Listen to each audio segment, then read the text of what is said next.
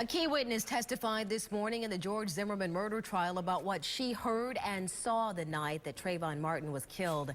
Today is the second full day of testimony in the Sanford courtroom. Our Ryan Raish has been following every moment. He joins us live now outside the Seminole County Criminal Justice Center. Good afternoon, Ryan.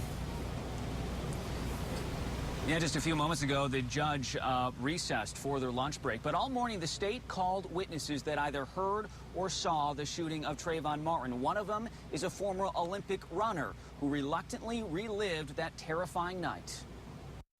I heard from my window, pop, pop, pop. Dramatic testimony this morning from a crucial eyewitness. Looking out her bedroom window, Jane Serdyka had a front row seat that February night to the scuffle between George Zimmerman and Trayvon Martin. Prosecutors played her frantic 911 call. I don't know what's happening. Someone's on the ground.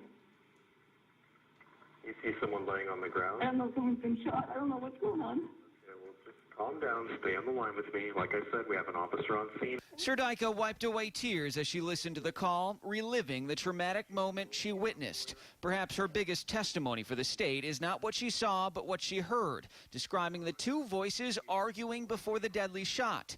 She describes one as aggressive, dominant, and from an older man. The other, high-pitched, that sounded younger. And I truly believe, especially the second yell for help, that was like a yelp. It was excruciating. I really felt it was the boy's voice. In cross-examination, the defense pinned her down, calling her statements assumptions. But you don't have any independent evidence of that, correct? Correct. Serdyka's testimony does not help Zimmerman's claim of shooting in self-defense after Martin pounded his head in the sidewalk. All morning, she would not back down. But it sounded more like a boy to me. Or it could have been a man who has a higher voice. It sounded more like a boy to me. Of course, but it could have been a man with a higher voice. I don't know.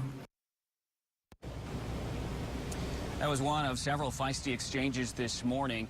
Before court started today, the judge ruled that the jury will be allowed to hear those prior 911 calls that Zimmerman made about suspicious activity. The defense did not want that to happen, but they ultimately lost that battle. The judge also announced that one of the alternate jurors has been dismissed for reasons not relating to the case.